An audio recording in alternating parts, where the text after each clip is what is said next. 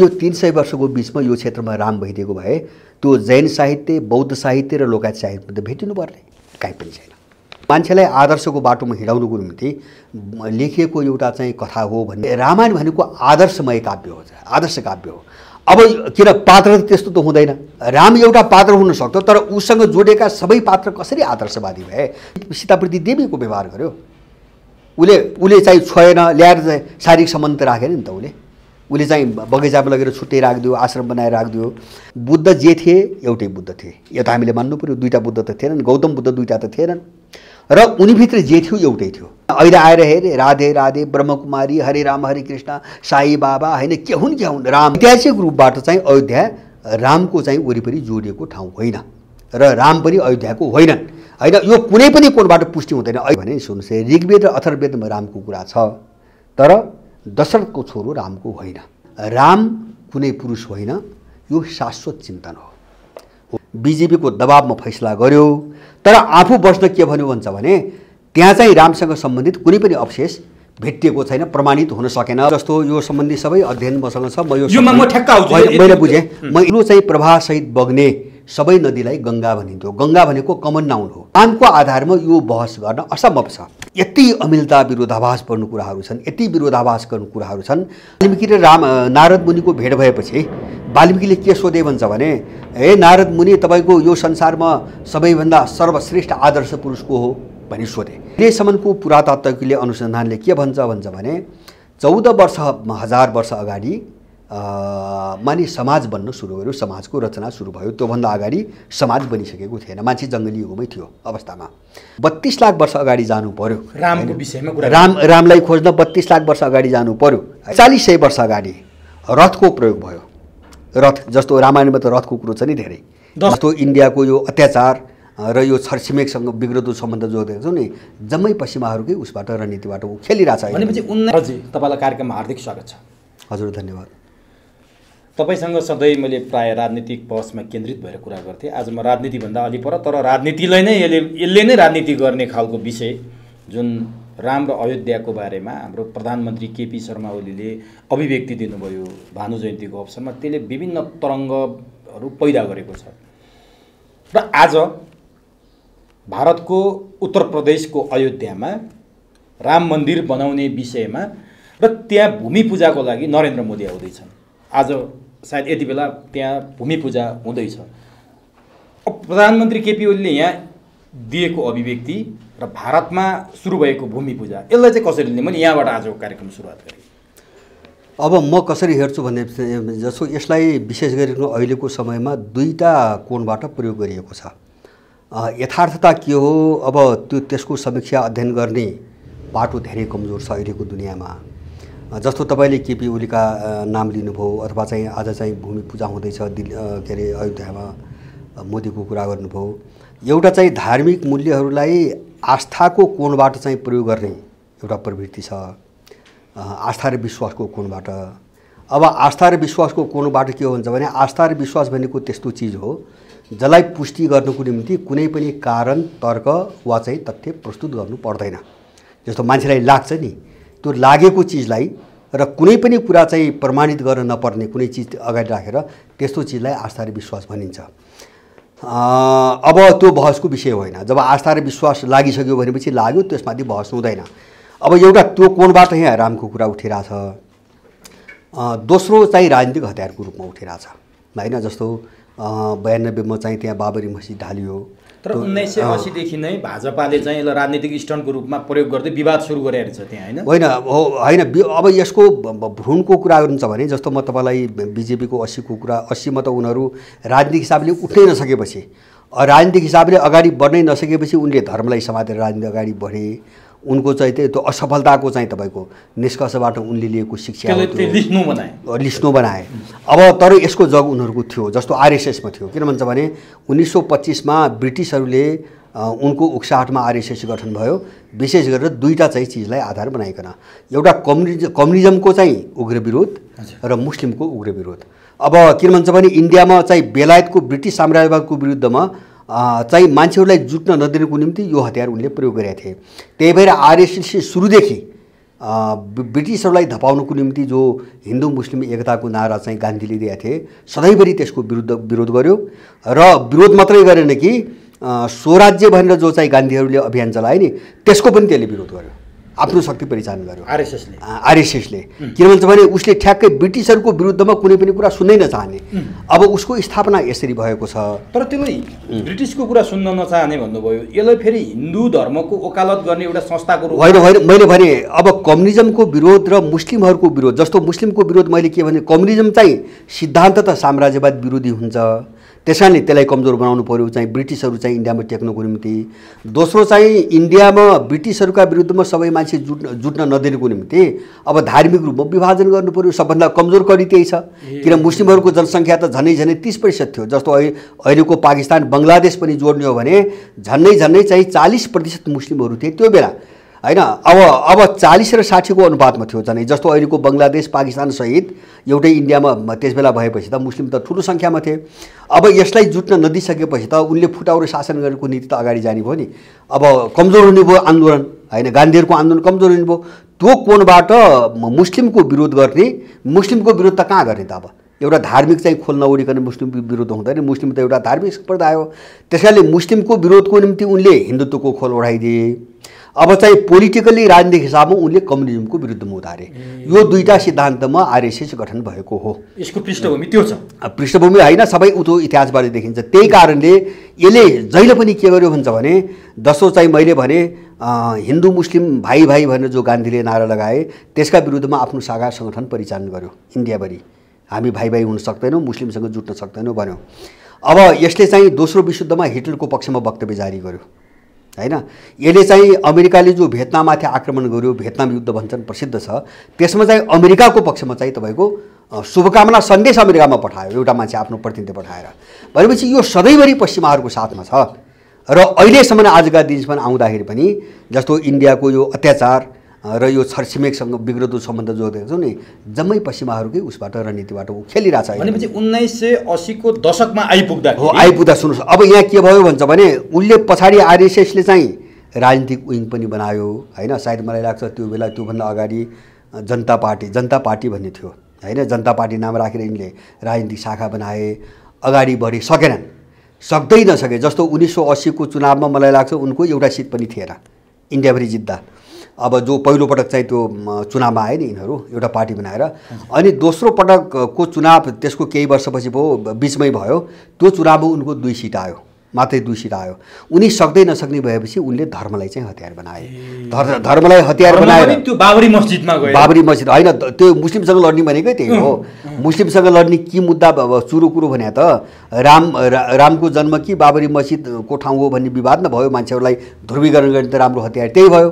त्यस कारणले उनले चाहिँ त्यो मुद्दा समातेर रथयात्रा सुरु गरे 90देखि उनको गतिविधि। अनि त्यो रथयात्रा 1992 मा अयोध्या पुगेपछि तपाईँको अब बाबरी मस्जिद तोडियो। त्यसपछि बिजेपी चाहिँ सेकेन्ड लार्जेस्ट पार्टी भयो, दोस्रो ठुलो पार्टी भयो। धर्मलाई टेकेर दोस्रो पार्टी भयो। अनि त्यही धर्मकै नाममा खेल्दै 2014 देखि उसको सरकार छ लगातार। अब मैले यहाँनिर जान्न खोजेको कुरो जस्तो तपाईँले त्यो भन्नुभयो नि, अब बाबरी मस्जिदमा हो अलिकति, अनि हामी मूल कुरामा आउँला। बाबरी मस्जिद रथयात्रामा भत्काइयो। बाबरी मस्जिद भत्काउँदाखेरि अब अदालतले फैसला गरेको पनि 10 महिना भइसक्यो, त्यहाँ राम मन्दिर बनाऊ भनेर।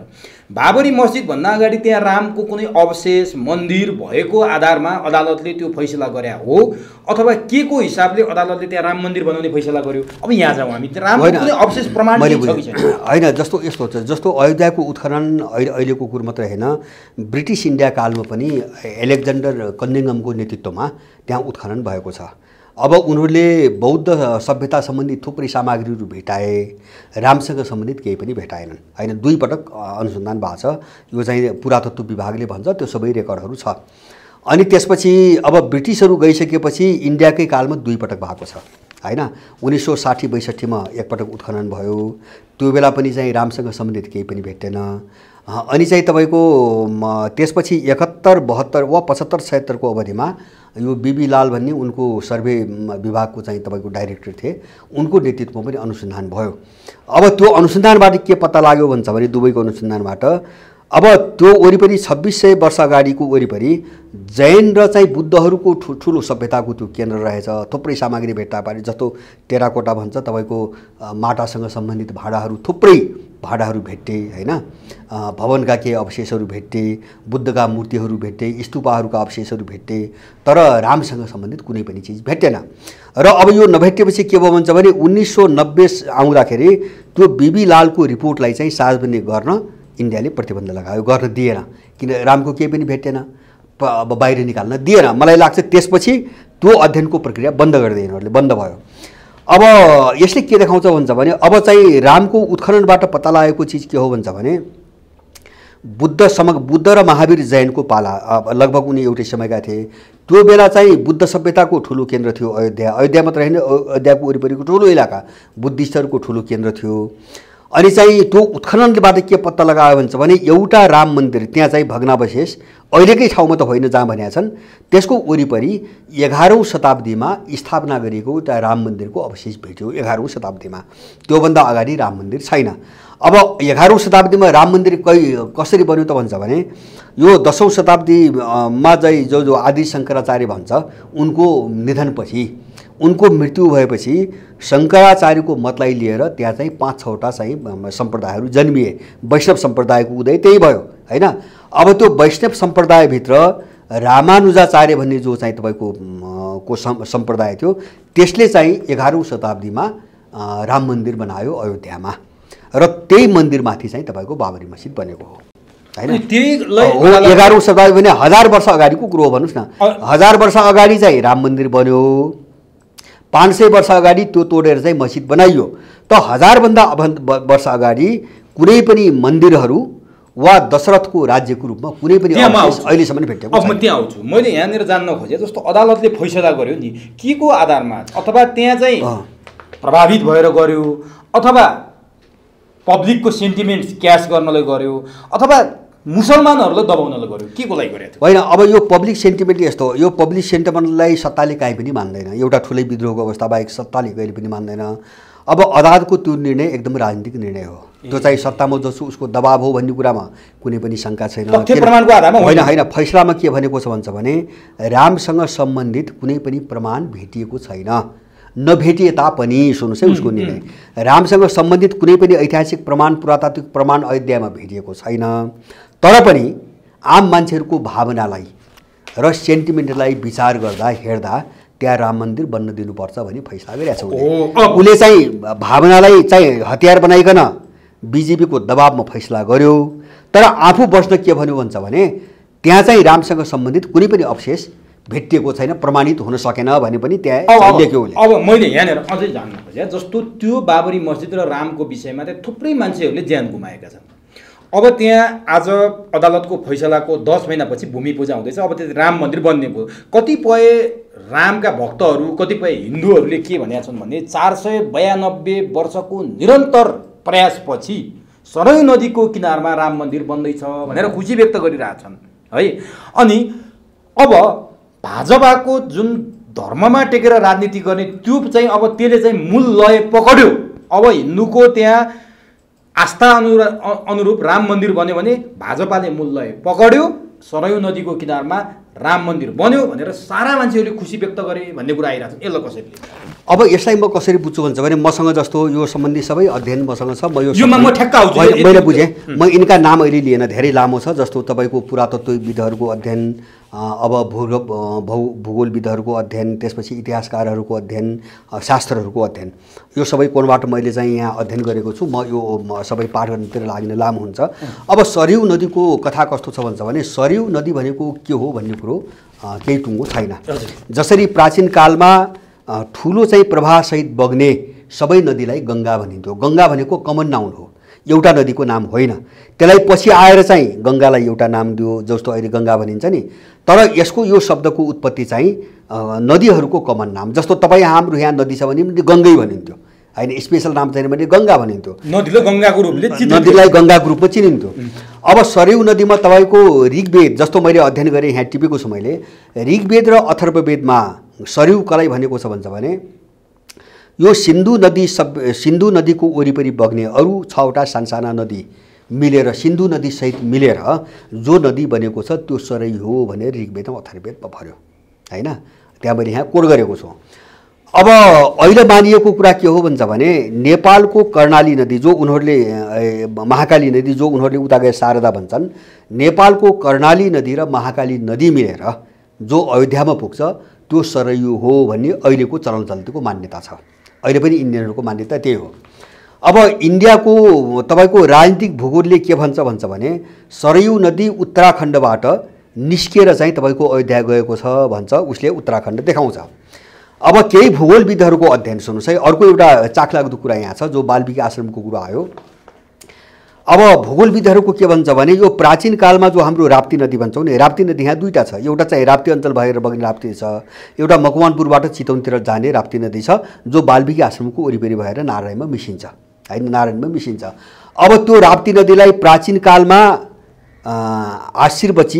आशीर्वती वा ऐरावती भन्ने नामबाट चिनिन्थ्यो र त्यो नदी कहाँ गएको छ त भन्छ भने यतातिर मिसिएर चाहिँ कर्णाल मिसिएर कहाँ गएको छ भन्छ भने प्राचीन कालमा कोशल राज्यको राजधानी भन्ने जो श्रावस्ती जसलाई चाहिँ अयोध्याको सेरोफेरो भनिन्छ हैन, त्यसैलाई नै अयोध्या भनिएको छ हैन, अयोध्याको इलाका, त्यो श्रावस्तीको पश्चिम भाग भएर बग्ने जो सरयू नदी हो त्यो सरयू नदी यही राप्ती नदी हो भनी भूगोलविद्ताहरूको दाबी छ हैन। मैले गुगलमा धेरै हेरेँ, केही पुस्तकहरू पनि हेरेँ।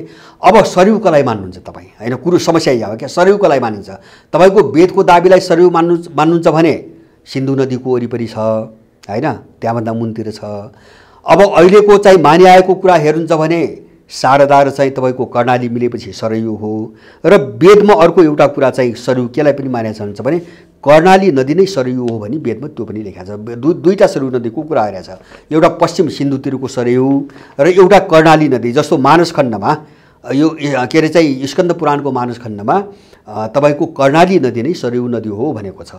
अब सरयू नदी कुन मान्ने चाहिँ सिन्धुतिरको मान्ने कि कर्णाली मान्ने कि वेदलाई मान्ने कि उत्तर प्रदेशलाई अब हैन उत्तराखण्डबाट आएको मान्ने कि अथवा चाहिँ राप्ती नदीलाई सरयू मान्ने?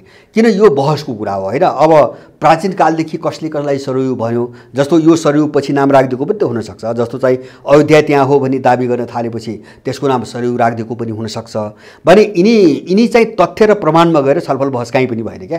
त्यसकारणले गर्दाखेरि नामको आधारमा यो बहस गर्न असम्भव छ हैन। अब नि त्यसो भए अब आज जहाँ भूमि पूजा हुँदैछ त्यो अयोध्या र त्यो सरयूलाई के भन्ने त हामीले होइन। जस्तो यस्तो मैले भने नि, जस्तो त्यो सरयू, पहिलो कुरो त सरयूको आधारमा बहस हुनु हुँदैन। मैले भने नि जस्तो काव्यहरूको आधारमा, ग्रन्थहरूको आधारमा, रचनाहरूको आधारमा यो बहस गर्नु हामीले उचित हुँदैन। मोटामोटी अनुमान गर्न सकिन्छ, अलिकति त्यसको चाहिँ कुनै एउटा चाहिँ छायाको अनुमान गर्न सकिन्छ।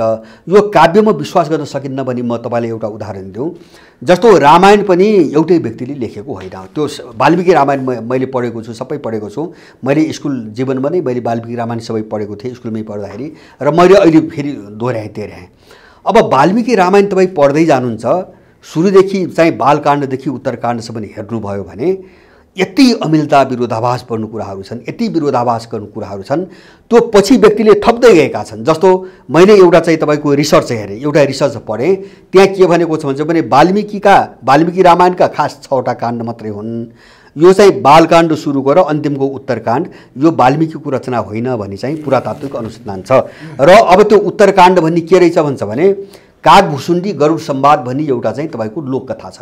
त्यो लोककथालाई काव्यमा ढालिकन त्यहाँ हालिएको रहेछ। विषयवस्तु एउटै छ हैन, एउटा लोककथा दन्त्य कथा थियो, त्यो कथालाई चाहिँ तपाईँको काव्यमा ढालिकन तपाईँको रामायणभित्र मिसाइयो र वाल्मीकिकै नाममा चाहिँ छपाइयो हैन। जस्तो अब काव्यको मैले कुरा गरेँ है, जस्तो चाहिँ पुराणहरूको कुरा गर्छ भने यस्ता पनि पुराण छन् यहाँ। अब कुनै पुराणले अब 250 वर्ष अगाडिको बेलायतको भिक्टोरिया रानी महारानी जो चाहिँ इस्ट इन्डिया कम्पनीको पालामा चाहिँ इन्डियाको पनि रानी थिइन्, उनको पनि वर्णन छ पुराणहरूमा, सुन्नुहोस् है। अनि चाहिँ मुगल साम्राज्यको वर्णन छ, गुप्त साम्राज्यको वर्णन छ। गुप्त साम्राज्य भनेको तपाईँको 2200 वर्ष अगाडिदेखि लिएर 1600 वर्ष अगाडिको यो बिचमा जो इन्डियामा शासन गरे उनीहरूको चाहिँ तपाईँको बखान छ, वर्णन छ। भनेपछि अब यहाँ एउटा विकृति के आयो भन्छ भने पुराणको नाममा तपाईँले चाहिँ पछि कुरा थप्दै जाने र वेदव्यासकै नाममा निकाल्ने, निस्किन त वेदव्यासकै नाममा हो। अनि चाहिँ रामायणमा कुराहरू थप्दै जाने, वाल्मिकीकै नाममा निकाल्ने। यसले गर्दाखेरि यिनी ग्रन्थहरू सबै कुरूप भइसकेका छन्। मलाई लाग्छ सबै धार्मिक साहित्य यही हो। यो मात्रै होइन, मैले यिनको मात्रै भने होइन, तपाईँ बाइबल हेर्नुहोस् होइन, बाइबल थरी छन् अहिले। किन थप्दै गए, आफ्नो अनुकूलतामा लेख्दै गए होइन। कुन बाइबल हो, मूल बाइबल हो त्यो पनि टुङ्गो छैन। अब बौद्ध साहित्य हेर्नुहोस्, त्यही हो। जस्तो महायान र चाहिँ थेरवादीहरूको यो विभाजन आएको छ नि होइन, उनका आफ्ना आफ्ना ग्रन्थ छन्, आफ्ना साहित्य छन्। मान्छेले पछि आफ्नो अनुकूलतामा थप्दै गयो। त्यसकारणले साहित्य भरपर्दो छैन। एउटा सुन्नुहोस् है, साहित्य भरपर्दो छैन, विश्वासिलो छैन। त्यसकारणले त्यहाँ के लेखे होइन, कसले के लेखेको छ त्यसलाई टेकिकन बहस गर्न थाल्यौँ भने हामी फस्छौँ उम्किने। जस्तो रामायण मात्रै पढ्न सक्नुभयो भने पनि तपाईँले त्यसलाई टेकेर चाहिँ 10वटा विपरीत खालका किताब बनाउन सक्नुहुन्छ होइन। जस्तो म तपाईँलाई एउटा उदाहरण दिन्छु, यही रामायणमा मैले अध्ययन गरेको। तपाईँ सुरुको चाहिँ बालकाण्ड हेर्नुहोस्, रामायणको सुरुकै बालकाण्ड हेर्नुहोस्। त्यहाँ के भन्छ भने नारद मुनिले वाल्मिकीलाई होइन, वाल्मिकी र नारद मुनिको भेट भएपछि वाल्मिकीले के सोधे भन्छ भने, हे नारद मुनि, तपाईँको यो संसारमा सबैभन्दा सर्वश्रेष्ठ आदर्श पुरुष को हो भनी सोधेपछि चाहिँ आदर्श पुरुष चाहिँ यो हो भनेर उनले रामको जन्मदेखि लिएर इति वृत्तान्त सबै कथा सुनाए। सुन्नुहोस् है, यो नारदले वाल्मिकीलाई सुनाएको कथा हो। रामको विषयमा वाल्मिकीलाई कुनै जानकारी छैन। त्यो चाहिँ बालकाण्ड हेर्दाखेरि है, वाल्मिकीलाई कुनै जानकारी छैन। अनि चाहिँ त्यसपछि ब्रह्मासँग भेट भयो वाल्मिकी ऋषिको है। यो चाहिँ वाल्मिकी रामायणको कुरा गर्दैछु मैले। अनि ब्रह्माले के भने भन्छ भने, नारदले तिमीलाई चाहिँ आदर्श पुरुष रामको विषयमा जे भने त्यो अनुसार तिमीले एउटा राम्रो छन्दबद्ध एउटा काव्य लेख भने, छन्दमा भएको एउटा काव्य लेख भने। र ब्रह्माको आदेशअनुसार वाल्मिकीले रामायण लेखे। सुन्नुहोस् है कुरा, ब्रह्माको आदेशअनुसार टोटल रामायण वाल्मिकीले लेखे भनेपछि अनि कसरी त्यही रामायणको बालकाण्डको यही चिज मात्रै तपाईँ हेर्नुभयो भने पनि तपाईँ के कुरा पत्याउनु न भन्छ भने, वाल्मिकीको आश्रममा सीता आएको होइन, वाल्मिकीको आश्रममा चाहिँ लवकुशहरू हुर्किएको र वाल्मिकी र चाहिँ रामको पुरा परिचय भएको यो पछाडिको कथा तपाईँ पत्याउन सक्नुहुन्न यो बालकाण्ड हेर्दाखेरि। अझ त्यो बालकाण्डमा के पनि भनेको छ भन्छ भने, जब लवकुश वाल्मिकीको आश्रममा जन्मेको हामी भन्छौँ नि, त्यो कुरालाई कसरी खण्डन गरिएको छ त्यहाँ चाहिँ हास्यास्पद देखाएको छ भन्छ भने, अब यही रामायण लेखी उनले तयार पारे। सुन्नुहोस्, रामायण बन्यो। अब रामसामको अत्तो पत्तो छैन वाल्मिकीलाई, रामायण तयार भयो, ब्रह्माको आदेशमा लेख्यो। अनि उनले कल्पना गर्न थाले, यस्तो राम्रो ग्रन्थ लेखेँ मैले, अब यसलाई यही ढङ्गले अत्यन्तै मान्छेलाई प्रभावित पार्ने हिसाबले यो वाचन गरिदिने पात्र को होला, कहाँ खोज्ने भनेर उनले चिन्तन गरिरहेको बेला एक्कासी उनको अगाडि लवकुश प्रकट भए। यही छ भाषा वाल्मिकी। एक्कासी लवकुश प्रकट भए र त्यो रामायण वाचन घर घरमा गएर अथवा चाहिँ टोल टोलमा गएर वा गाउँमा गएर जे थिए त्यहाँ चाहिँ यो वाचन गर्ने जिम्मा उनीहरू लिए र वाल्मिकी खुसी भए भनेछ। भनेपछि उनको यो सुरुको यो कथाले त लवकुश वाल्मिकीको आश्रममा जन्मेको होइन भन्ने देखाउँछ होइन। त्यो त उनले ध्यान गर्दा गर्दै भाग्यवश स्वट दुईटा पात्र एक्कासी आएर वाल्मिकीको प्रस्ताव सुनेपछि हामी गर्छौँ भन्ने छ क्या बालकाण्डमा। यस्ता चिज धेरै छन्। मैले त्यसो भए नि यो रामायण, अयोध्या, दशरथ, जे सीता सबै कुरा आए नि, यो कुरा वास्तविकता हुन् कि यी चाहिँ काल्पनिक कुरा मात्रै हुन्? म यहाँबाट अब तपाईँको प्रमाणमा प्रवेश गर्छु। अब सुन्नुहोस्, म यहाँबाट जानुभन्दा पहिले म दुई चारवटा कुराहरू बताइदिउँ है। जस्तो अहिले हामीले छलफल गर्दाखेरि पनि केलाई आधार बनाउनु भन्ने ठुलो समस्या छ। विशेष गरिकन 5वटा कुराहरूबाट अलिकति म जोगेर बोल्न चाहन्छु। पहिलो कुरा के हो भन्छ भने, जो पुरातात्विक अनुसन्धान भन्छौँ नि, यी पनि अन्तिम सत्य होइनन्। अब नयाँ तथ्य पत्ता नलाग्दासम्मको निम्ति यिनी तथ्य हुन्। जस्तो न्युटनको यन्त्र विज्ञान त आइन्स्टाइन नजन्मिँदासम्म त अन्तिम सत्य मानियो नि, तर आइन्स्टाइनको सापेक्षतावाद आएपछि न्युटन गलत ठाउँमा थिए भन्ने कुरो चाहिँ स्वीकारे सबैले। त्यस कारणले अहिलेको पुरातात्विक खोज अर्को निष्कर्ष नआउँदासम्मको निम्ति सत्य हो। त्यस कारणले यो अन्तिम सत्य हो भनेर मैले मान्न सक्दिनँ। पहिलो कुरा एक। दोस्रो कुरा, अब मेरो भनाइ के हुन्छ भने, यिनी सबै अनुसन्धानहरू अधिकांश पश्चिमाहरूले गरेका छन्। त्यस कारणले पश्चिमाहरूको अनुसन्धान कुन कोणबाट केन्द्रित छ युरोपियनको भन्छ भने, पश्चिमी हामी श्रेष्ठ छौँ, पश्चिमी सभ्यता श्रेष्ठ सभ्यता हो भनेर पूर्वको सभ्यतालाई होच्याउने, विकृत पार्ने र अब एउटा चाहिँ कुरूप बनाउने कोणबाट उनीहरूको अनुसन्धान तर्क र अगाडि बढेको छ। त्यस कारणले हामी पनि त्यहाँबाट पनि हामी जोगिनुपर्छ उनको तर्कबाट। तेस्रो समस्या मैले अहिले तपाईँलाई भने, यिनी साहित्य लेखनमा चाहिँ कुनै एउटा निषेध सबैले थप्दै आएका छन् समय समयमा। त्यस कारणले साहित्यबाट एउटा भरपर्दो तथ्य भेटिँदैन, तर्क भेटिँदैन। यो चिज पनि हामीले बुझ्नु पर्यो। चौथो कुरा के चिज बुझ्नु पर्यो भन्छ भने जस्तो अहिले आएर यो राजनीतिक हतियार बन्यो, त्यसकारणले यो राजनीतिक हतियार बनाएर पक्ष विपक्षमा उभिएर चाहिँ तर्क गर्ने खतराबाट पनि हामी जोगिनु पर्यो। तर हामी वास्तविकताबाट जानु पर्यो। जस्तो अहिलेसम्म भएका यो चारै कोणबाट म हेर्छु है, चारै कोणबाट हेरेर अब यसको तुलना गर्नु पर्यो।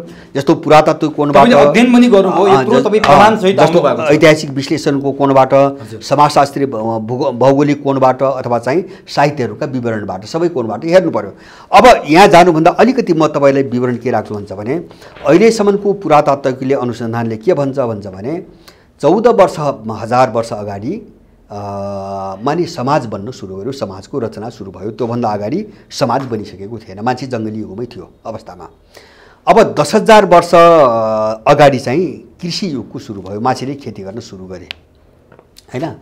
अनि चाहिँ अलिकति नगर सभ्यताको चाहिँ तपाईँको सुरुवात त तपाईँको मेसोपोटामिया सभ्यता सबभन्दा पुरानो सभ्यता भन्छ, जो मान्छे नगरमा बस्न थाले हैन। समाज बनाए पनि एउटा नगर सिस्टमको चाहिँ विकास भएको थिएन। मेसोपोटामिया सभ्यता भने आजभन्दा 6000 6500 वर्षको अगाडि हैन, इराकको चाहिँ युफ्रेटस नदीको किनारमा जो बन्यो त्यो सभ्यता सबभन्दा पुरानो भनी मानिन्छ। सुन्नुहोस् है, भनेपछि हामीले के कल्पना गर्नु पर्यो भन्छ भने जस्तो रामायणमा त नगरको कुरा छ हैन, जस्तो अयोध्या भनेको सहर हो, त्यसका वरिपरिका सहरहरू छन् आदि इत्यादि।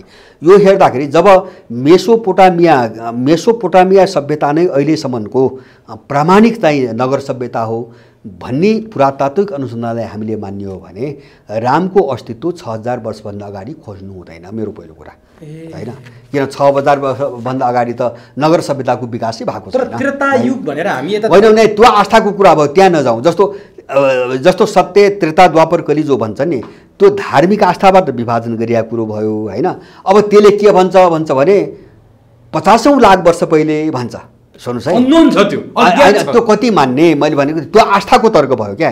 अब त्यहाँ जाने हो भने यो छलफलै गर्न हुँदैन। मैले भने नि आस्थामा के हुन्छ भन्छ भने तर्क कारण र तथ्यको चाहिँ औचित्य हुँदैन, त्यो कसरी पनि मान्दैन क्या, त्यसलाई नै हो आस्था भन्ने। जस्तो राम चाहिँ 11000 वर्ष बाँचे भन्छ हैन, धार्मिक व्याख्याले, आस्थाको व्याख्याले। अब त्रेता युग चाहिँ तपाईँको के हुन्छ भने कलियुग लागेको 5000 वर्ष भयो हैन। जस्तो महाभारत कालको चाहिँ विसर्जनपछि कलियुग सुरु भयो। जन्मजयको शासन जो अर्जुनका चाहिँ तपाईँको नाति थिए, परीक्षितका छोरा जो जन्मजय थिए, उनको चाहिँ पतनपछि चाहिँ कलियुग सुरु भयो भन्छ।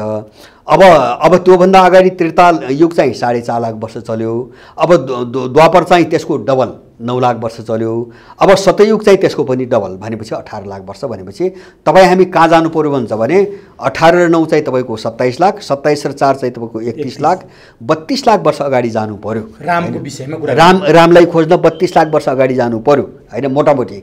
भनेपछि अब माने अहिलेसम्मको यो विज्ञानले जो मानवको विकासक्रम भन्छ नि, जस्तो चाहिँ होमोसेपियन्स के अरे चाहिँ होमो इरेक्टस हुँदै रामापिएसम्म हुँदै जो मान्छेको रूपमा आयो, त्यति लामो अवधि त छैन, मान्छे नै बनिसकेका छैन त्यो बेला। भनेपछि हामी त्यहाँ गएर बहस गर्न उचित हुन्छ कि हुँदैन, मेरो कुरा है, तर्कको हिसाबले। त्यस कारणले त्यहाँ नजाउँ। अहिले मैले भन्न खोजेको म अलिकति अहिले हिस्टोरिकली पनि प्राग ऐतिहासिक रूपमा जो पुरातात्विक खोज छ त्यो कोणबाट म अब राममा जानुभन्दा अगाडि म एक दुईवटा कुरा राख्छु। जस्तो 14000 वर्ष अगाडि समाजको गठन भयो। सुन्नुहोस् है, अहिलेको विज्ञानले माने है, पुरातात्विक साइन्सले मानेको कुरा। अब 10,000 वर्ष अगाडि तपाईँको 12,000 वर्ष अगाडि खेतीको चाहिँ प्रारम्भ भयो। सामान्य रूपमा खेती गर्न मान्छेले सिक्न थाले हैन। अब 2100 होइन 2100 BC को 4100 वर्ष अगाडि रथको प्रयोग भयो। रथ जस्तो रामायणमा त रथको कुरो छ नि धेरै, दशरथ जस्तो। अब त्यो ईसा पूर्व चाहिँ 2100 वर्ष भनेको छ अहिलेसम्म प्रामाणिक। त्यो पनि मेसोपोटामियामै पहिलो प्रयोग भयो रथको। अहिलेसम्म भेटिएको प्रमाण त्यो हो। मेसोपोटामिया भन्दा बाहिर चाहिँ तपाईँको रथको प्रयोग भएको प्रमाण अहिलेसम्म उत्खननबाट भेटिएको छैन। माने 4100 वर्ष अगाडि रथको प्रयोग सुरु भयो। सुन्नुहोस् है, अनि चाहिँ तपाईँको 4000 भनेपछि झनै चाहिँ तपाईँको के अरे अब यो रथको कुरो हो मान्यो भने त जस्तो दशरथ भन्छ नि, दशरथ भनेको नाम के हो भन्छ भने 10वटा रथ भएको, 10वटा रथको मालिक भन्ने हो हैन दशरथ भनेको। अब यो कुरालाई मान्यो हो भने त जब 4100 वर्षभन्दा अगाडि रथको प्रयोग नै दुनियाँमा भएको छैन, प्रमाण भेटिएको छैन भने दशरथ त त्योभन्दा यतैको हुनुपर्छ।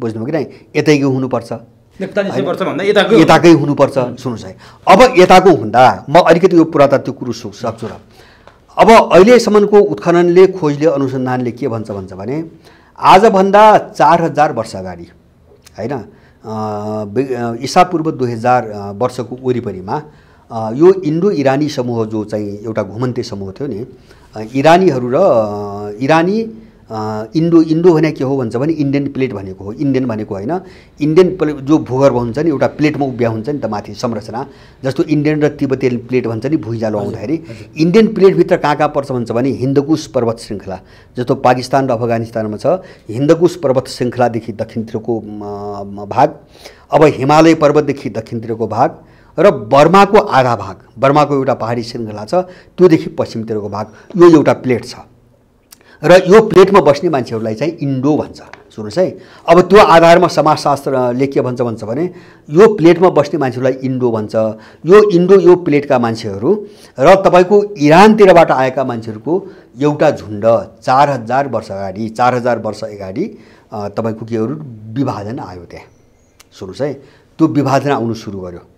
विभाजन आउनु सुरु गरिसकेपछि 3800 वर्ष अगाडि यो दुईटा समूहमा विभाजित भयो र इरानी समूह चाहिँ उतैतिर रह्यो हैन, इरानी समूह चाहिँ उतैतिर रह्यो, इन्डो समूह चाहिँ पूर्वतिर चाहिँ माइग्रेट गर्न सुरु गर्यो जसलाई इन्डो आर्य भनियो हैन। इन्डो इरानी समूहबाट इन्डो आर्य समूह अर्को जन्मियो जो इन्डियन प्लेटको मात्र थियो। सुन्नुहोस् है, अनि चाहिँ त्यो समूह कहाँ आयो भन्छ भने यो सबै पुरातात्विक खोज है, त्यो समूह कहाँ आयो भन्छ भने त्यो मध्ये एउटा समूह सिन्धु नदी र गङ्गा नदीको बीचको भाग हैन, सिन्धु नदी र गङ्गा नदीको बीचको भाग र गङ्गा नदीको उत्तरमा भाग हो हैन।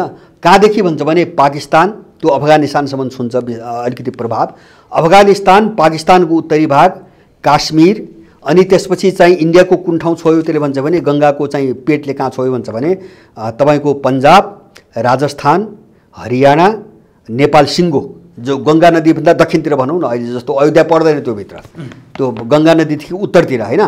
अब यो सबै हुँदै चाहिँ बङ्गलादेशसम्म जो पुग्यो नि, यहाँ चाहिँ वैदिक सभ्यताको विकास भयो।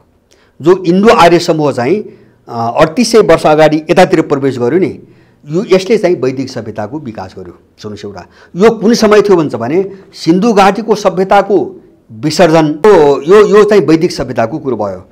अब अर्को यससँग जोडिएको पाटो त्यो इन्डो आर्य समूहको जो अर्को पङ्क्ति थियो नि, जो वैदिक सभ्यता निर्माणतिर लागेन उतैतिर थियो, त्यो चाहिँ वैदिक सभ्यता आरम्भ भएको 200 वर्षपछि, माने आजभन्दा 3600 वर्ष अगाडि गङ्गा नदीको केन्द्रको सेरोफेरोमा बस्नु सुरु गर्यो हैन। गङ्गा नदीको वरिपरि उत्तर दक्षिण वरिपरि जहाँ अहिले हामी चाहिँ तपाईँको उत्तर प्रदेश, भारतको मध्य प्रदेश र तपाईँको बिहार, यो तीनटा इलाका समेट्ने जो गङ्गाको केन्द्रीय मैदान छ, यो केन्द्रीय मैदानमा चाहिँ 3600 वर्ष अगाडि मात्रै मान्छे चाहिँ बस्नु सुरु गर्यो भन्छ। सुन्नुहोस् है, अब म तपाईँले पुरातत्वको कुरा गर्छु। अब यतातिर यसलाई यो 3600 वर्ष अगाडिको कुरो सम्झिराख्नुहोस् है। यहाँ बसोबास 36 वर्ष 100 वर्ष अगाडि अयोध्या पटना लगायत सबै भनौँ न सुरु भयो। अब चाहिँ यता चाहिँ तपाईँको बौद्ध साहित्यहरू र जैन साहित्यहरू, चारबाग साहित्यहरू हेर्नुभयो भने त्यहाँ के देखिन्छ भन्छ भने जस्तो यिनी जो गौतम बुद्ध छन्, अब यिनी बुद्धलाई थेरवादी बुद्धहरूले, महायानी होइन, थेरवादी बुद्धहरूले 29औं बुद्ध भनेका छन्, 29औं अवतार भनेका छन्, बुद्धको 29औं पिढी भनेका छन्। अब जैनीहरूले महावीर जैनलाई 24औं तीर्थकर भनेका छन् हैन।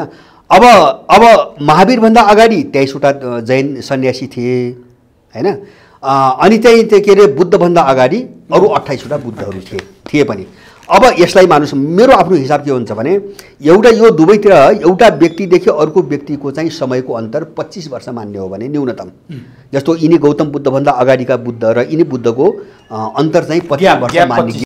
अब यो 24औं पुस्तासम्म समेट्दाखेरि 600 वर्ष हुन आउँछ, मोटामोटी 600-700 वर्ष हुन आउँछ भनेपछि अब बुद्ध र महावीरको समय 2650-2700 वर्षको अवधि हो हैन। जस्तो हामीले बुद्ध जयन्ती मनाउँछौँ नि, 2650 वर्षको वरिपरि महावीर अलिकति अगाडिका हुन्, समय उस्तै हो, उही हो, जीवनकालमा सँगसँगै दुईजना थिए। अब त्योभन्दा अगाडि 600 वर्ष अगाडि पनि यहाँ चाहिँ जैनीहरू, जैन सन्यासीहरू र बुद्धहरू थिए, बौद्ध मार्ग थियो। र त्यो मात्रै होइन, योभन्दा पुरानो लोकायत चारबाग एउटा संस्कृति छ, त्यो क्षेत्रमा पुरै यो थियो भन्ने मान्ने हो भने यो अवधि चाहिँ तपाईँको 3300 वर्ष अगाडि पुग्छ। सुन्नुहोस् है, होइन अब यहाँ दुईवटा कुरा तुलना गरौँ, दुईवटा कुरा। अब यो भागमा मान्छेहरू बस्न सुरु गरे 3600 वर्ष अगाडि। अब यो यही क्षेत्रभित्र मैले भने मध्य प्रदेश, बिहार र उत्तर प्रदेशको यो गङ्गा नदीभन्दा बाहिरको जो क्षेत्र केन्द्रीय मैदान, मानिसहरू बस्न सुरु गरे 3600 वर्ष अगाडि। अब लोकायतको, बौद्धको र जैनहरूको प्रभाव हेर्नुहुन्छ भने 3300 वर्ष अगाडि पुगेको छ। भनेपछि बिचमा ग्याप कति भयो? 300 वर्ष।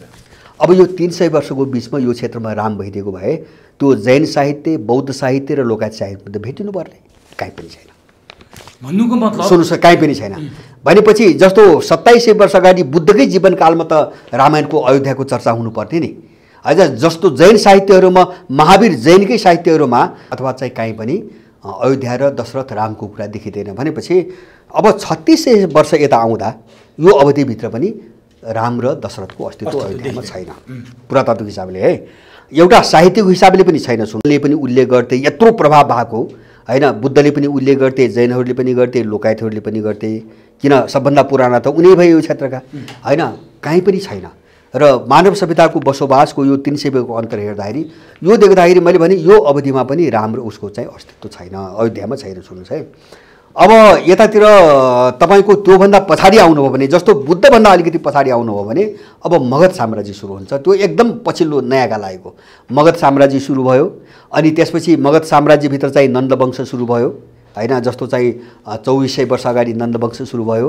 त्यसपछि चाहिँ कौटिल्यको नेतृत्वमा चाहिँ नन्दवंश चाहिँ मासियो र चन्द्रगुप्त आए, मौर्य वंश सुरु भयो। मौर्य वंशपछि चाहिँ अब के अरे पुष्प सुङ मित्रहरू आए, त्यसपछि चाहिँ गुप्त वंश सुरु भयो, आदि इत्यादि हुँदै चाहिँ इन्डिया आयो आजसम्मको। भनेपछि यो कुनै पनि चाहिँ तपाईँको पिरियडमा अयोध्या र दशरथको चाहिँ प्रसङ्ग कहीँ पनि पाउनुहुन्न। अब यो पुरातात्विक अध्ययन भयो, पुरातात्विक अध्ययनले कहीँ पनि देखाएन, कहीँ पनि देखाउँदैन। होइन पुरातात्विक मैले होइन पुरातात्विक मात्र होइन, त्यो प्रारम्भिक धार्मिक साहित्यमा पनि देखेन। मैले भने नि जस्तो अहिले पछि चाहिँ धेरै पछि, जस्तो रामायण लेखिसकेपछि त्यसलाई कोट गरिकन त धेरैले लेखे, जस्तो बौद्ध साहित्यमा पनि छ, जस्तो त्रिपिटकमा पनि छ, होइन जस्तो महाभारतमा पनि चाहिँ रामको चर्चा छ। अब त्यो त रामायण लेखिसकेपछि एउटा वाङ्मयको रूपमा यत्रो चाहिँ ग्रन्थ अगाडि आइसकेपछि, अब जस्तो महाभारतको आदि पर्वमा एउटा वंशावलीको रूपमा, राजाहरूको शासनकालको वंशावलीको रूपमा रामको कुरो उठाएको छ। उनले रामायणलाई आधार मानिकन त्यो एउटा राज्य वंशावली हो भन्ने हिसाबले त्यहाँ चाहिँ उल्लेख गरे, होइन पछि आयो। तर चाहिँ यिनी साहित्य जस्तो बौद्ध धर्मसँग सम्बन्धित साहित्यहरू जो पछाडि लेखे, त्योभन्दा अगाडि बुद्धको जीवनकाल, अब महावीर जैनको जीवनकाल अथवा चाहिँ चारवाकहरूको चाहिँ प्रारम्भिक जीवन, उनका रचनाहरूमा यो कुरा गर्दै जाने हो भने जस्तो 3600 वर्षको अवधिमा राम र अयोध्याको अस्तित्व कहीँ देखिन्न भने तपाईँले ऐतिहासिक पुरातात्विक तपाईँले प्रमाण दिँदाखेरि अब भारतमा मात्रै हो कि यो न नेपालमा, न थाइल्यान्डमा, न अरू ठाउँमा यो कहीँ पनि देखिँदैन, यिनीहरूको अस्तित्व नै छैन, कहीँ पनि देखिँदैन। जस्तो म तपाईँलाई एउटा प्रसङ्ग यहाँ जोड्न चाहन्छु। जस्तो मैले चाहिँ त्यो अलिकति काल्पनिक हो भन्ने माने एउटा कल्पित मान्छेलाई आदर्शको बाटोमा हिँडाउनुको निम्ति लेखिएको एउटा चाहिँ कथा हो भन्ने मलाई कहाँबाट लाग्छ भन्छ भने, मैले अघि नै भने नि एक त त्यहाँभित्र भएका चाहिँ विरोधाभास पूर्णहरूको एउटा श्रृङ्खला, त्यो अघि भनिसक्यो। दोस्रो चाहिँ तपाईँको त्यही बालकाण्डमा के भनेको छ, बालकाण्डमा के भनेको छ भन्छ भने सुरुकै काण्डमा दशरथको कोखबाट उनको सन्तानको रूपमा एउटा शान्ता भन्ने छोरी थिइन्, रहेछन्, मलाई पनि त्यो थाहा थिएन। शान्ता भन्ने छोरी थिइन् र उनलाई रोमपादको नाम चित्ररथ पनि लेखिएको छ। रोमपाद भन्ने कुनै अर्को चाहिँ तपाईँको शासकले पालेको थियो धर्मपुत्रीका रूपमा भनेको छ, होइन। हिन्दीमा अनुवाद गर्दाखेरि उनलाई चाहिँ औरस पुत्री भनेको छ, दशरथकी औरस पुत्री भने आफ्नै छोरी, र अब रोमपादकी चाहिँ दत्तक पुत्री भनेको छ, धर्मपुत्री। अब मैले के सोच्छु भन्छ भने दशरथ आफै एउटा ठुला राजा थिए, त्यत्रो प्रभावशाली रामायणका अनुसार। अब उनले चाहिँ आफ्नी छोरी पाल्न, धर्मपुत्री पाल्न चाहिँ अर्को व्यक्तिलाई दिन्छ, यो पत्याउने कुरा हो भन्छ, होइन। अनि त्यही शान्ताको श्रीमान जो श्रृङ्ग ऋषि भने चाहिँ त्यही ऋषिले आएर चाहिँ दशरथलाई पुत्रमेघ यज्ञ गराए, छोरो थिएनन् नि उनका, पुत्रमेघ यज्ञ गराए।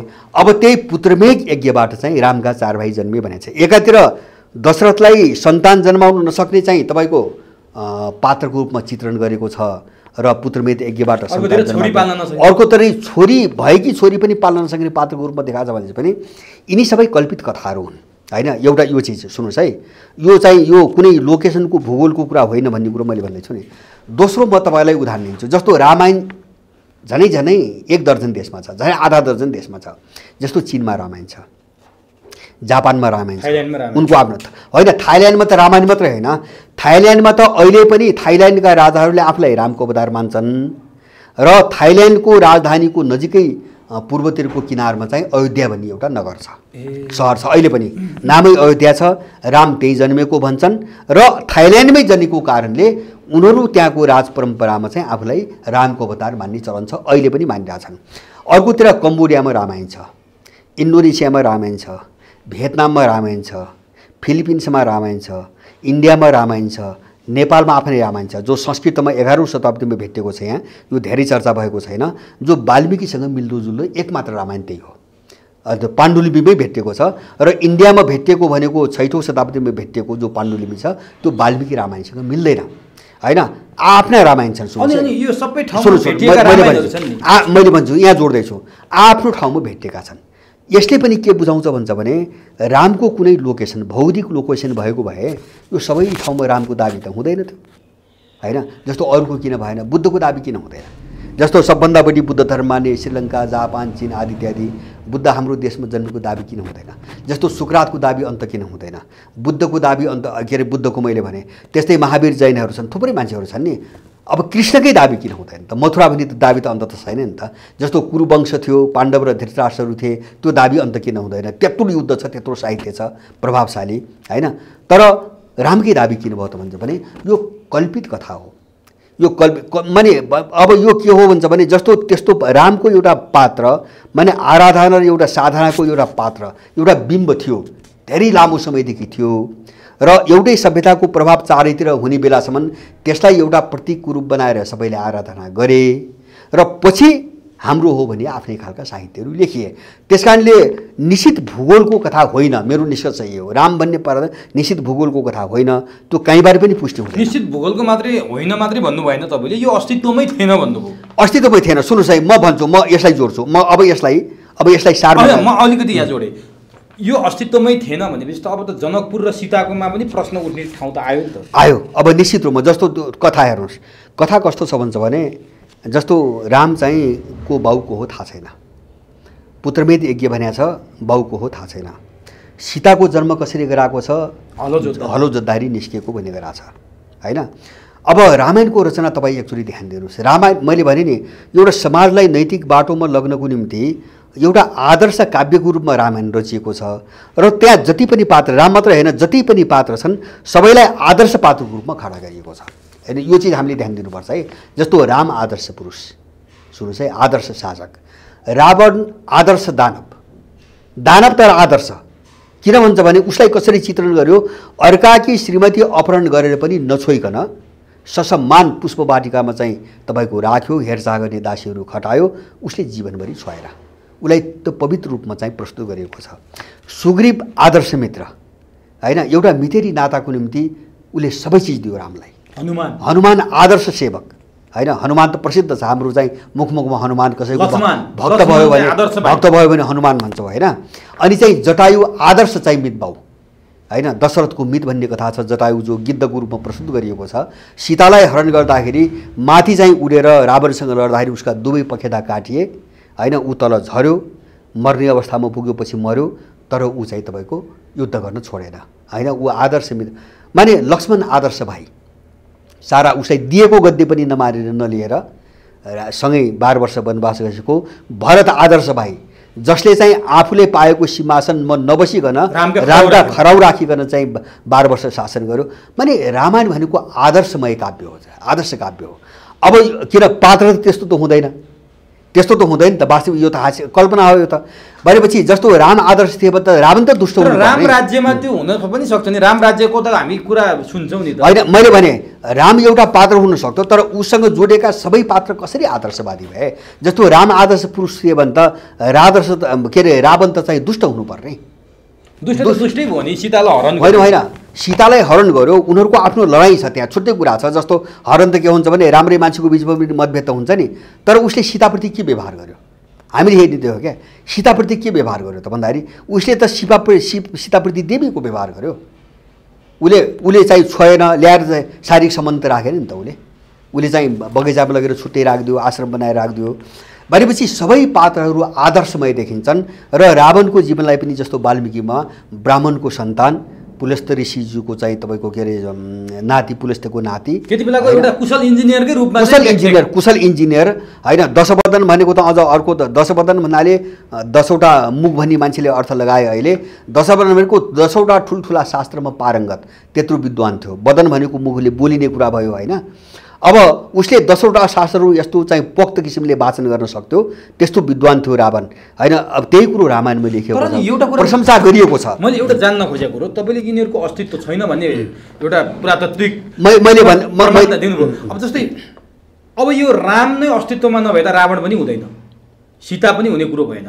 तर जुन पुलको कुरा गरिन्छ नि श्रीलङ्कामा, त्यो गुगलले पनि त्यो पुललाई चाहिँ प्रमाणित गर्यो भन्ने कुराहरू काहीँ कतै हामी भेट्छौँ क्या। होइन, गुगलले प्रमाणित गरेको छैन। जस्तो यो के हुन्छ भन्छ भने स्याटेलाइटबाट खिचेको त्यो होइन यस्तो, जस्तो नै समुद्री भाग त चाहिँ तपाईँको तलबाट चाहिँ के अरे जमिनी भाग निस्कने, अनि चाहिँ जमिन चाहिँ तपाईँको भासिने, यो त 100 वर्षमा भइरहेछ नि संसारभरि। जस्तो अहिले पनि कयौँ टापुहरू समुद्रमा बिलाइरहेछन्, समुद्रबाट कयौँ टापुहरू निस्किरहेछन्, अहिले पनि त चलिरहेछ।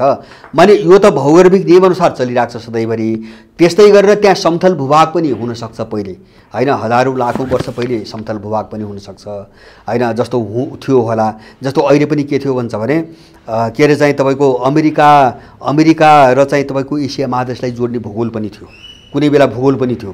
त्यो पछि समुद्रमा मिसियो, तल भासियो होइन। जस्तो भुइँचालो आउँछ, ज्वालामुखीहरू उत्पन्न हुन्छन्, यसले त हलचल ल्याइरहेको छ नि। अब यसले गर्दाखेरि तलमाथि भइरहेको छ। जस्तो यो हिमालय पनि त पछाडि निस्किएको हो, यो त सबै समुद्र थियो भन्छ नि त पुरातत्व विज्ञानले, त यो सबै समुद्र थियो। यो त चाहिँ कयौँ लाख वर्ष अगाडि एउटा ठुलो भूकम्पीय एउटा क्रियाबाट चाहिँ यो भाग चाहिँ तपाईँको माथि निस्क्यो र जो जमिनी भाग थियो नि त्यो चाहिँ समुद्रमा चाहिँ भासियो भन्ने भन्छ। अब यो प्रक्रियामा त्यहाँ हुँदो हो, मैले त्यसको चाहिँ तपाईँको विरोध गर्न खोजेको होइन, खण्डन गर्न खोजेको होइन। तर चाहिँ रामले बनाएको पुल थियो भने चाहिँ यो तर्क भयो होइन, यो धार्मिक तर्क भयो क्या। र तपाईँले अर्को भनेको के हो भन्छ भने जब वाल्मीकि पछाडि लेखिएको हो भने, जस्तो वाल्मीकिको लेखनकाल अहिलेको पुरातात्विक र इतिहासकारहरूको अनुमान के छ भन्छ भने 2700 वर्षदेखि 2320 वर्षको बिचको अवधिमा वाल्मीकि लेखिएको छ र त्यसको 200-300 वर्ष पछाडि महाभारत लेखिएको छ होइन। अहिलेसम्मको सबै छलफलबाट प्राप्त निष्कर्षबाट गरिएको अनुमान, सबैले मानेको अनुमान 2700 देखि 2300 को बिचमा तपाईँको महाभारत लेखिएको छ, के अरे रामायण लेखिएको छ। अब त्यसको 200-300 वर्षपछि चाहिँ महाभारत र गीताहरूको कुरा आएको छ भनेपछि साहित्य पछि लेख्यो। सुन्नुहोस् है, साहित्य पछि लेख्यो मैले भन्न खोजेको भने त्यो साहित्य लेख्ने विषयले त यो कथा त जोड्न सक्ने भयो नि त होइन। त्योभन्दा अगाडि थियो भने त हामीसँग आधार त केही छैन। जस्तो त्यहाँ चाहिँ पुल थियो होइन, रामले पुल बनाएको थिए भन्ने हामीसँग आधार भने त वाल्मीकि रामायण न हो, अरू आधार त छैन नि। अब वाल्मीकि रामायण जब आधार हो भने त्यो कहिले लेख्यो भन्ने कुरामा जानु पऱ्यो क्या। होइन, वाल्मीकि मैले भने नि अहिलेसम्म मानेको 2700 देखि 2300 वर्षको बिचको अवधि, योभन्दा अगाडि होइन भनिन्छ सबैको। इन्डियनहरूकै पनि छ, त्यो पश्चिमाहरूको मात्र होइन। इन्डियन खोजकर्ताहरूले पनि, इतिहासकार र पुरातत्त्वविदहरूले रामायणको रचनाकाल 2700 वर्ष अगाडि होइन र झन्डै 3 वर्ष अगाडि, ईसापूर्व 100 वर्ष 1000 वर्ष अगाडि चाहिँ महाभारत युद्ध भएको मानिन्छ। अब रामको कथा चाहिँ त्यो वर्षभन्दा अगाडिको हुनुपर्छ, किन अब महाभारतको आदि पर्वमा पनि रामको वंशावलीको कुरो जब छ भने रामायणको यो कथा चाहिँ त्योभन्दा पहिलेकै हुनुपर्छ। तर भूगोल चाहिँ तपाईँको कहीँ पनि देखिँदैन। सुन्नुहोस् है, भूगोल कहीँ पनि देखिँदैन। अब पछाडिका वाङ्मयले के लेखे यो आधारमा अलिकति अनुमान त गरौँ होइन, तर यसमा भर नपरौँ, किन पछि लेखिएका हुन्। मैले भने नि यो कल्पनामा लेखिए। जस्तो स्कन्द पुराणमा भिक्टोरियाको कुरो छ भने तपाईँ यिनी ग्रन्थलाई कति प्रमाण मान्नुहुन्छ? 250 वर्ष अगाडिको कुरो लेखिँदैछ पुराणमा भने यसलाई कति विश्वास एउटा प्रमाणका रूपमा मान्ने होइन। जस्तो वाल्मीकि रामायण पनि के हुन्छ भने धेरैको अनुमान के छ, जस्तो मैले भने 2टा खण्ड त पछाडि जोडिए। अब बाँकी पनि के हुन्छ भने टुक्रा टुक्रा पिसमा जो कथाहरू सुनाइदिए आए नि त्यसको कलेक्सन हो तपाईँको रामायण। सबै ग्रन्थ त्यही हो। जस्तो वेद पनि के हो भन्छ भने जो श्रुतिका रूपमा सुनाउँदै आयो नि त्यसको कलेक्सन हो वेद हैन। वेद भने एउटा व्यवस्थित र लिखित कुनै साहित्य त होइन, दस्तावेज त होइन हैन। सबै श्रुतिहरूलाई चाहिँ टुक्रा टुक्रा टुक्रा टुक्रा त्यहाँ ऋग्वेदमा के रहेछ भन्छ भने यति टुक्रा यहाँदेखि यो मण्डल चाहिँ यो ऋषिको, यहाँदेखि यो मण्डल चाहिँ यो ऋषिको, यहाँदेखि यो मण्डल यो ऋषिको, सबै ऋषिहरूका जो आफ्ना चाहिँ मन्त्रहरू थिए नि विकास गरेका तिनलाई चाहिँ जोडजाट पारिकन वेद लेख्यो भनेपछि सबै चाहिँ जोडिएका ग्रन्थहरू हुन्, जम्मै जोडिएका ग्रन्थ हुन्। त्यो पनि पछाडिका मान्छेले रचना गरेका हुन्। अब रचनाकारहरूको इतिहास हेर्ने हो भने कुनै पनि साहित्यको, धार्मिक साहित्यको, बौद्ध साहित्य, तपाईको इस्लाम साहित्य, मुस्लिम साहित्य, वैदिक साहित्य वा हिन्दू साहित्य, पुराण वा जेसुकै भन्नुहोस्, कसैको पनि लेखन समय 3000 भन्दा वर्ष अगाडिको छ, वेदको अगाडि छ। यो पुरातात्विक तरिका, यो पुरातात्विक तरिका भयो। अब सुन्नुहोस्, पुरातात्विक तरिका भयो। अब मैले अर्को चाहिँ म यसलाई कहाँ जोड्छु हुन्छ भने वेदको अथर्ववेद र ऋग्वेदमा पनि राम छ हैन। तर त्यो राममा चाहिँ अयोध्या पनि छैन, दशरथ पनि छैन, सीता पनि छैन। सुन्नुहोस् है, रामको नाम छ। अब एउटा यो कुरा म जोड्छु है, म निष्कर्षमा जान्ला। एउटा कुरा वेदमा पनि राम छ तर राजाको रूपमा राम छैन हैन, अयोध्याको दशरथको छोरोको रूपमा राम छैन। एउटा यो चिज हेरौँ हामीले। दोस्रो चाहिँ हामीले भौगोलिक चाहिँ के अरे पुरातात्विक र ऐतिहासिक जो खोजहरू हुन् त्यसलाई आधार बनाएर हेर्दाखेरि रामको अस्तित्व भएको कुनै पनि भूगोल अहिलेसम्म भेटिएको छैन। उत्खननबाट हेर्दा अयोध्या पनि होइन, त्यहाँ बौद्ध र चाहिँ जैनहरूको भेटियो, रामको भेटिएन हैन। जब 2700 वर्ष अगाडिको चाहिँ भग्नावशेष भेटिन्छ भने त्यो बेलासम्म त्यहाँ रामको अस्तित्व छैन। तर बौद्धहरूलाई पनि एउटा अवतार, 9 अवतारको रूपमा बुद्धलाई मानिरहेछन्।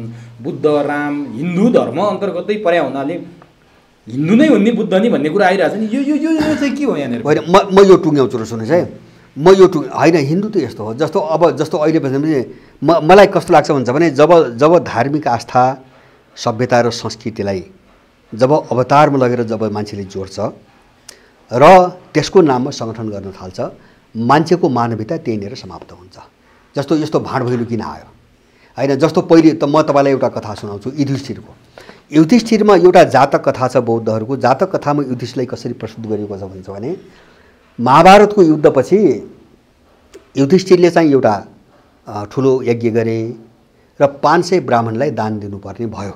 यज्ञ सकेपछि उनले चाहिँ आफ्ना काका विदुरसँग के भने भन्छ भने म मेरो राज्यमा चाहिँ दान दिन लायक त्यस्ता पवित्र ब्राह्मणहरू छैनन्, म कसलाई दान दिउँ भने युधिष्ठिरले भने भन्दाखेरि अब उनले के भन्छन्, विदुरले के भन्छन् भन्दाखेरि हेर हिमालयमा चाहिँ 500 जना पवित्र एकदमै पवित्र बौद्ध ब्राह्मणहरू छन्। बौद्ध ब्राह्मण सुन्नुहोस् है, यहाँ हिन्दू र वैदिक ब्राह्मणको कुरा होइन, बौद्ध ब्राह्मणहरू छन्, उनलाई बोलाउ र दान देऊ भनेपछि उनलाई बोलाइयो र 500 बौद्ध ब्राह्मणहरूलाई दान दियो भन्ने चाहिँ एउटा कथा छ।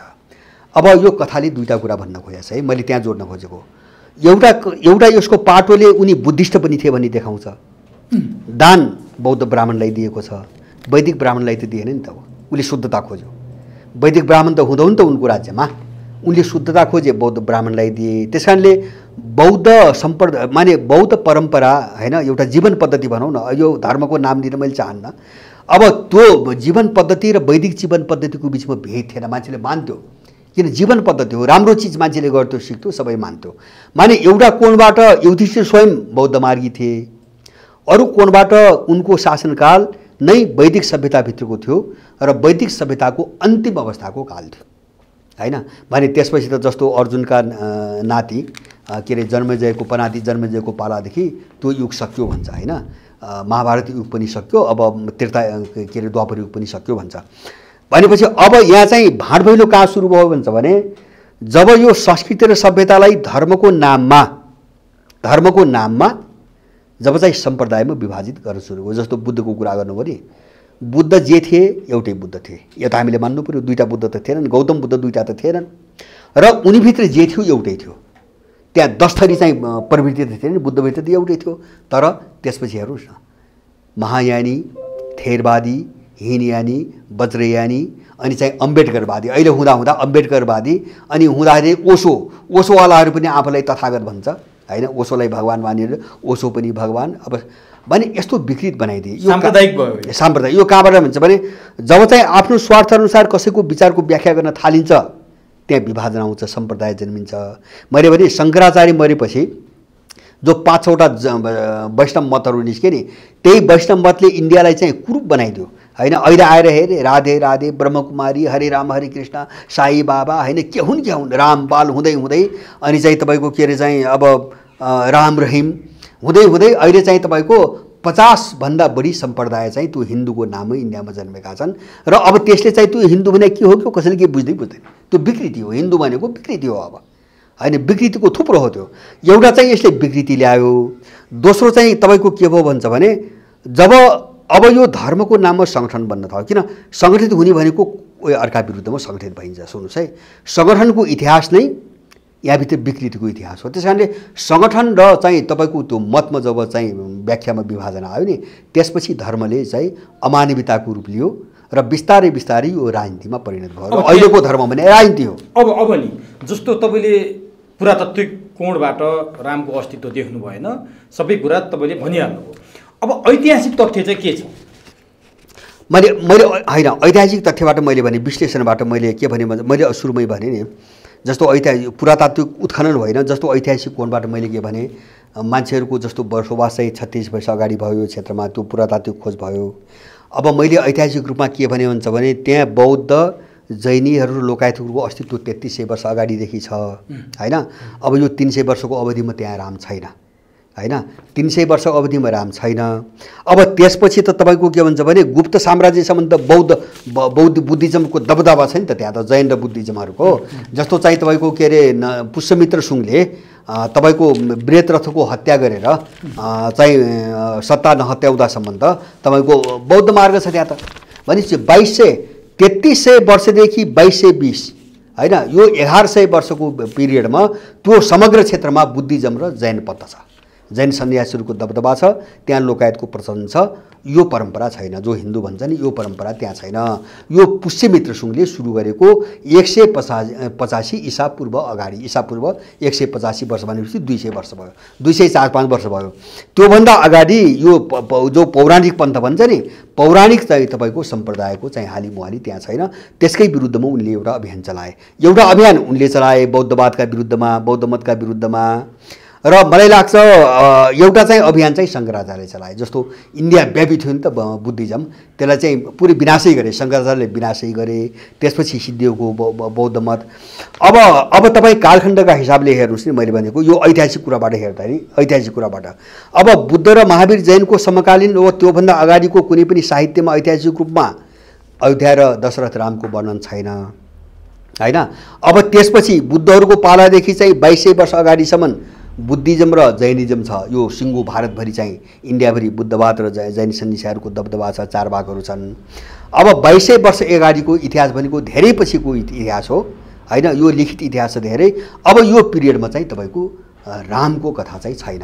अब नि रामको कथा छैन भने पनि ऐतिहासिक रूपबाट चाहिँ अयोध्या रामको चाहिँ वरिपरि जोडिएको ठाउँ होइन र राम पनि अयोध्याको होइनन् होइन। यो कुनै पनि कोणबाट पुष्टि हुँदैन, ऐतिहासिक कोणबाट।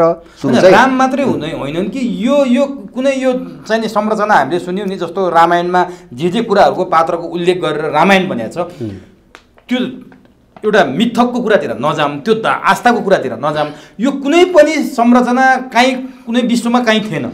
अब यो रामायणसँग सम्बन्धित जति पनि पात्रहरू छन्, घटनाहरू छन् नि, यसको प्रामाणिकता कहीँ पनि छैन। यहाँ मात्रै होइन, श्रीलङ्कामा पनि छैन। जस्तो रावणकै कुरा छैन, होला कुनै त्यस्तो पात्र हुँदा हो। एउटा बढीमा के हुनसक्छ भन्छ भने जस्तो वाल्मिकीले रामको कथा बनाउँदा अब उनीसँग उपयुक्त हुने हिसाबले होइन त्यस्ता केही पात्रहरू र कथाहरू जोडेर होइन एउटा श्रृङ्खलामा ल्याएको हुनसक्छ र तिनी पात्रहरू कतै हुन पनि सक्छ, म त्यसलाई इन्कार गर्दिनँ। तर अहिले पनि चाहिँ उनी त्यो कथासँग जोडिएका कुनै पनि पात्रहरूको प्रामाणिकता पुष्टि हुँदैन। जस्तो रावणको पनि छैन, सुग्रीवको पनि छैन होइन, रामको पनि छैन, होइन यस्तो जनकको थियो। जस्तो जनकको थियो, जनक के भन्छ भने जनक पनि एउटा पदवी हो होइन। त्यो वैदिक जनकपुर केन्द्रबिन्दु रहेर त धेरै, जस्तो याज्ञवल्क्य ऋषिदेखि लिएर उनका ग्रन्थ धेरै छन्। त्यहाँ जनक त यिनी धेरै पछिका जनक राजा हुन्, त्योभन्दा अगाडि जनक राजा धेरै भए। जस्तो बुद्ध भने जस्तो हो त्यो होइन, 29औँ बुद्ध भने जस्तो, यिनी जनक कतिौँ थिए पछाडिका त्यो। तर चिज के हुन्छ भने जस्तो जनकको चाहिँ जीवनसँग सीताको कथा जोडेको हुनसक्छ वाल्मिकीमा, जस्तो वाल्मीकि रामायण बाहेक अर्को कुन साहित्यमा चाहिँ तपाईँको जनककी छोरी सीता थिइन् भनेर कुन साहित्यले भन्छ, हामीले त्यो पनि त खोज्नु पर्यो। यदि रामायणले मात्रै भनेको हो भने त त्यो कथा त रामायणमा जोडेको हुनसक्छ होइन। सीता भन्ने चाहिँ के अरे जनककी छोरी नभएको हुनसक्छ। मैले भने उनको जन्मको कथाले त उनी चाहिँ उत्पत्ति चाहिँ जुन ढङ्गले भन्छ नि त्यो हिसाबले सीता चाहिँ कसैको कोखमा जन्मेको त बताउँदैन होइन। अब यो हिसाबले हेर्दाखेरि किन भन्छ भने सायद यस्तो कल्पना किन गरियो होला, जस्तो रामलाई चाहिँ बाउ नभएको देखाइनु, सीतालाई बाउ आमा नै नभएको देखाइनु। सायद यो काव्यलाई रचना गर्दा एउटा आदर्श पात्रको खड्डा गर्दा कसैको चाहिँ एउटा चाहिँ प्रमाणिक चाहिँ लेगेसीसँग जोड्दा होइन, त्यो आदर्श पात्र खडा नहुने भएको हुनाले यिनीहरूलाई कसैको लेगेसी भन्दा बाहिर राखिएको हुनसक्छ। जस्तो कसैसँग जोड दिइसकेपछि त अब त इतिहास सुरु भयो नि त, प्रमाणित त गर्नु पर्यो, ऐतिहासिक प्रमाणित त गर्नु पर्यो। त्यो त आउँछ उनको जीवनकालमा, अरूले पनि लेख्छन्। त्यस कारणले त्यसबाट बचाउनुको निम्ति र रामायणलाई आदर्श काव्यको रूपमा अगाडि बढाउनुको निम्ति अब जीवन नै यसरी छानिएको हुनसक्छ, मलाई त्यो लाग्छ है। जस्तो आदर्शले भरिएका जीवनीहरू छन् नि, अब त्यो छानिएको हुनसक्छ, एउटा चिज मलाई त्यो लाग्छ।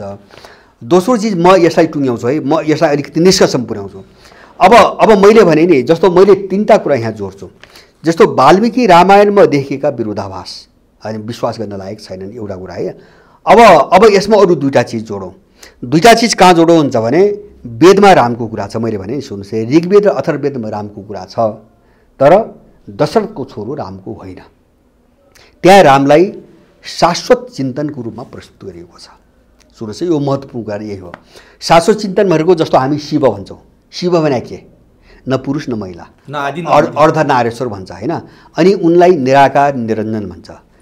शिव भनेको साधना हो, शिव भनेको बिम्ब हो, ज्ञानको बिम्ब हो, चेतनाको बिम्ब हो। शिव भनेको कुनै पुरुष होइन अथवा मान्छेको रूपमा कुनै अवतार होइन। सुन्नुहोस् है, त्यस्तै वेदमा रामलाई त्यस्तै चाहिँ एउटा साधनाको रूपमा प्रस्तुत गरिएको छ होइन।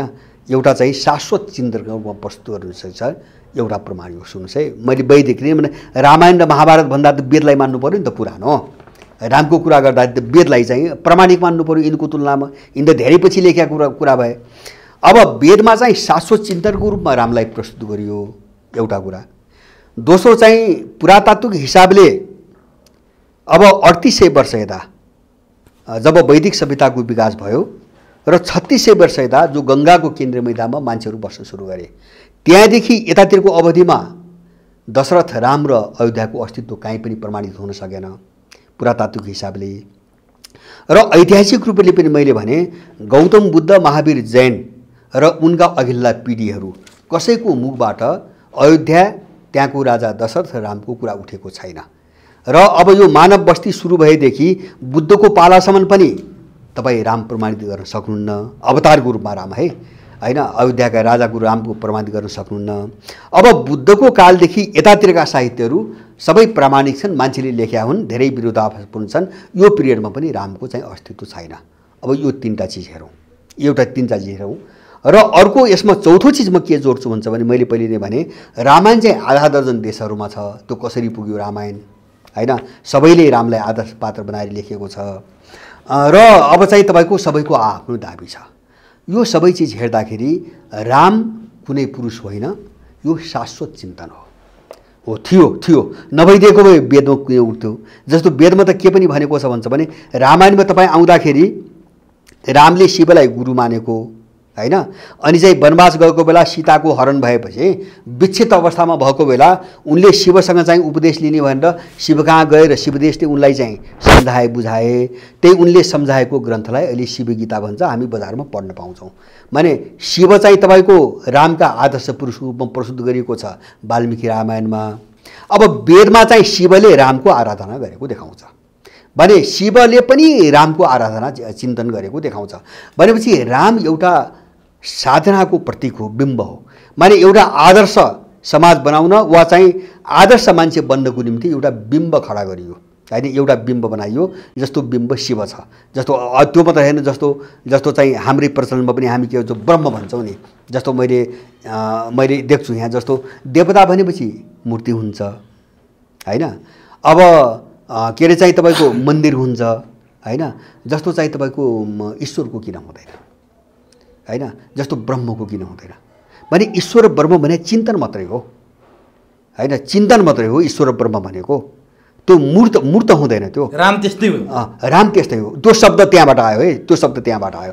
जस्तो पछाडि के भन्छ भने यही चिन्तनलाई, जस्तो ब्रह्मलाई ईश्वरको चिन्तनलाई पछाडिका साहित्यहरूले मूर्तिकरण गर्न थाले र त्यहाँ मूर्ति खडा गरियो र ती मूर्तिहरू बस्ने मन्दिर खडा गरियो। यो त धेरै पछि आयो, चिन्तनमा छैन त्यो होइन।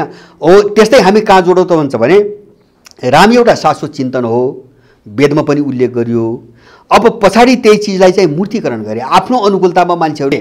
र वाल्मिकीले चाहिँ अयोध्याको राम बनाइदिए होइन, थाइल्यान्डका मान्छेले उतैको राम बनाइदिए, इन्डोनेसियाको उतैको बालीको राम बनाइदिए होइन। अब हामी चाहिँ यहाँ के गर्दैछौँ, ठोरीको राम भन्दै गर्दैछौँ होइन। माने यो के हो भन्छ भने चिन्तनको मूर्तिकरण हो यो होइन। अब मूर्तिकरण के हुन्छ, ठोस भन्छ भने मूर्त भने त आकार लिने हो, आकारमा जान्नु पर्यो अनि अवतारवाद जन्म्यो। अब अवतार रामको अवतार आयो क्या।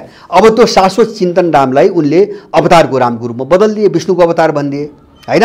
अनि त्यो अवतारवादमा बदलियो, त्यसपछि त्यसको मूर्ति पनि बन्न सुरु भयो, अनि ऊ बस्ने मन्दिर बन्न सुरु भयो। अब विभाजन यहाँबाट आयो। त्यस कारणले हामी रामको बहस गर्दा राम कहाँको थिए भन्ने बहसमा नजाउँ, यो गलत। राम के हो भन्ने भन्छ, राम शाश्वत चिन्तन हो। मैले भने राम शाश्वत चिन्तन हो, एउटा मान्छेलाई कसरी आदर्शकृत गर्ने, कसरी आदर्शवान बनाउने भन्ने एउटा त्यसको निम्ति चाहिँ उठाइएको बिम्ब हो, टिपिएको बिम्ब हो। जस्तो बिम्ब शिव हो, जस्तो बिम्ब शिव हो। जस्तो शिवको बिम्ब के हो भन्छ भने, शिवको बिम्ब के भन्छ भने समानताको बिम्ब हो। सुन्नुहोस् है, समानताको बिम्ब हो।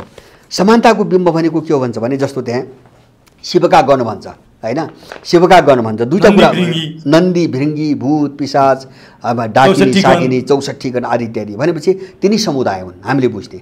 अहिले लेख्दाखेरि पछाडि पुराणले के लेखे, महादेव त चाहिँ तपाईँको भूतलाई पनि चाहिँ वरिपरि राख्थ्यो, सर्पको माला लाउँथ्यो, मसानमा बस्थ्यो, मसान घाटमा आदि इत्यादि लेखे, नबुझ्नेहरूले लेखे हो। त्यहाँ मूर्तिकरण, शिवको मूर्तिकरण गलत ढङ्गले भयो। तर त्यो भनेको समुदाय हो, समुदाय हो है। सबै समुदाय शिवको वरिपरि छ भने त्यो समाजवादी समुदाय हो। शिवको समुदाय समाजवादी समुदाय हो। त्यो सुन्नुहोस्, त्यहाँ जातीय भेदभाव छैन। यो गणहरूको कुराले त्यहाँ जातीय भेदभाव छैन भन्ने देखाउँछ होइन, त्यो सँगै बस्छ भन्ने कुरा देखाउँछ। र त्यो महिला र पुरुषलाई विभेद गर्दैन भने त्यसैले त्यसलाई अर्धनारीश्वर भन्यो होइन। अनि त्यो के हो, निराकार निरञ्जन छ भन्यो होइन। त्यो कुनै पात्र होइन, मूर्त पात्र होइन, त्यो साधना हो, चिन्तन हो भन्यो। त्यो मात्रै होइन, त्योभन्दा अगाडि तपाईँको शिवको विषयमा के भन्छ भने त्यसले पञ्चमहाभूतलाई मान्छ।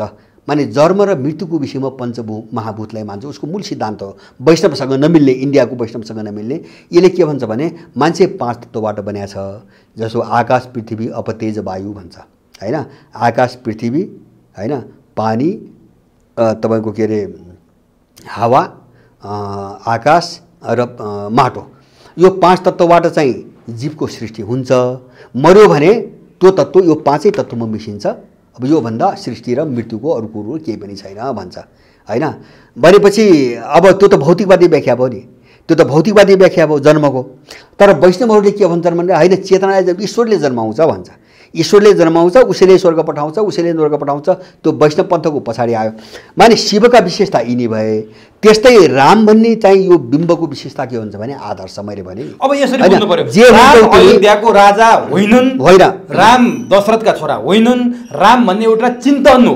सुन, आदर्शको चिन्तन हो। र मैले भने नि जस्तो शिवको मैले भने नि रामलाई कसरी रामलाई मात्र होइन रामालाई कसरी प्रस्तुत गर्यो भन्छ भने तिमी जे भन्छौ, जुन भूमिका खेल्छौ आदर्शकै भूमिका खेल, आदर्शवादी बन। जस्तो तिमी कसैको मित्र बन्छौ सुग्रीव बन। सुन्नुहोस् है, सन्देश त्यो हो क्या। तिमी कसैको शत्रु बन्छौ रावण बन होइन। तिमी चाहिँ असल शासक बन्छौ राम बन। तिमी कसैको असल सच्चा भाइ बन्छौ लक्ष्मण र भरत बन। तिमी कसैको असल श्रीमती बन्न सक्छौ सीता बन होइन। कसैको असल बाउ बन्न सक्छौ दशरथ बन।